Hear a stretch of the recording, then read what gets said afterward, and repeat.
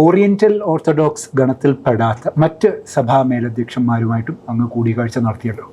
നടത്തി. അപ്പം അതിനെക്കുറിച്ചുള്ളൊരു ആഗ്രഹവും മുന്നോട്ട് ഇനി എന്ത് എന്നുള്ളൊരു ചോദ്യത്തിന് എന്താണ് അങ്ങ് ഉദ്ദേശിക്കുന്നത്? വളരെയധികം സന്തോഷത്തോടെയാണ് അവർ സ്വീകരിച്ചത്. പ്രത്യേകിച്ച് ഞാൻ പറഞ്ഞല്ലോ, റഷ്യൻ പേറ്റിയാർക്കും ഈ എക്യൂമെനിക്കൽ പേറ്റിയാർക്ക് പ്രത്യേകമായി നമ്മളെ ക്ഷണിച്ചിട്ടുണ്ട് അങ്ങോട്ട് ചെല്ലാനായിട്ട്, പ്രത്യേകമായി സംസാരിക്കുന്നതിന് വേണ്ടിയിട്ട്.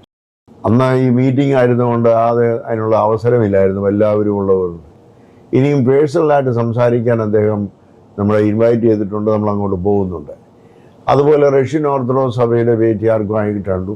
അത് പിന്നെ കുറേ കൂടെ എനിക്ക് അഫിനിറ്റി ഉള്ളൊരു സ്ഥലമാണ്. ഞാൻ റഷ്യയിൽ പഠിച്ചതായതുകൊണ്ട് ഞാൻ പഠിക്കുന്ന കാലത്ത് അവിടുത്തെ ഞാൻ പഠിക്കുന്ന സ്ഥാപനത്തിൻ്റെ പ്രിൻസിപ്പലായിരുന്നു ഇപ്പോഴത്തെ പേറ്റിയാർക്ക്. അങ്ങനെ അദ്ദേഹവുമായിട്ട് കൂടുതൽ അടുപ്പമുണ്ട്. വീണ്ടും അദ്ദേഹത്തെ കാണാനും ഈ സഭ ഐക്യത്തെക്കുറിച്ച് ഒരു കാഴ്ചപ്പാടോടുകൂടെ മുന്നോട്ട് പോകാനുമുള്ള ഒരു ലക്ഷ്യമാണ് നമുക്കുള്ളത്. ആ കൂട്ടത്തിൽ തന്നെ ഞാൻ പറഞ്ഞത് വൈസ് ഓർത്തഡോക്സ് പാരമ്പര്യത്തിലുള്ള മറ്റ് സഭകളുണ്ട്. റൊമേനിയൻ ഓർത്തഡോക്സ് ചർച്ച്, അതുപോലെ Serbian orthodox church, Bulgarian orthodox church, ഇതെല്ലാം ഈ പാരമ്പര്യത്തിലുള്ള അവരുമായിട്ടൊക്കെ ബന്ധപ്പെട്ട് സഭയുടെ ഐക്യത്തിലേക്ക് വരണമെന്നുള്ള ആഗ്രഹമാണ്.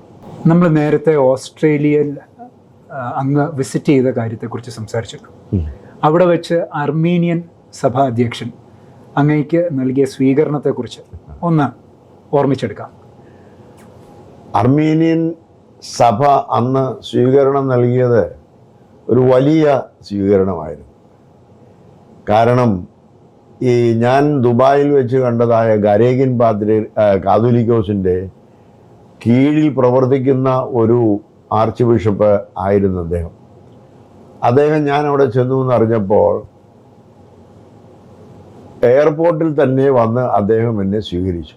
ഓസ്ട്രേലിയയിലെ സിഡ്നിയിൽ എയർപോർട്ടിൽ വന്ന് സ്വീകരിച്ചു. അദ്ദേഹത്തിൻ്റെ ക്ഷണം നൽകി, ഇന്ന ദിവസം ഒരു സ്വീകരണമുണ്ട്, അതിന് വരണമെന്ന് ക്ഷണിക്കാൻ ഞാൻ വന്നതാണ് എയർപോർട്ടിൽ തന്നെ എന്ന് പറഞ്ഞു.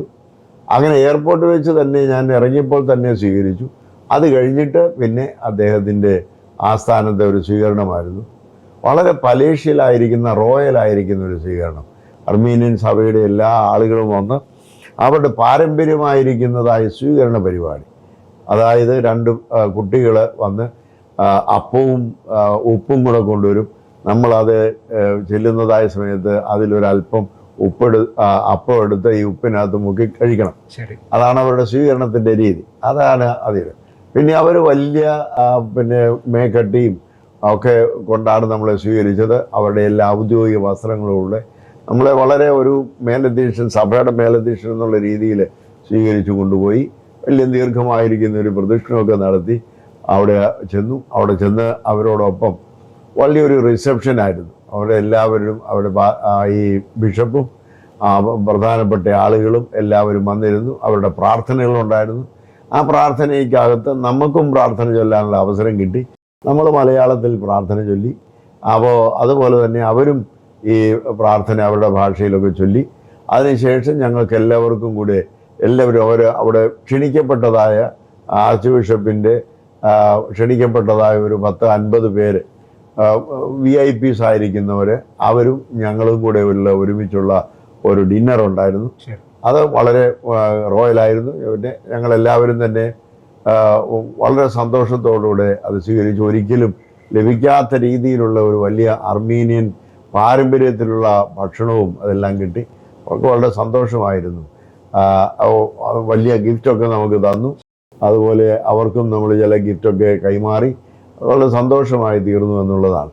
ഒരിക്കലും പ്രതീക്ഷിക്കാത്ത രീതിയിലുള്ള ഒരു സ്വീകരണമായിരുന്നു അത്.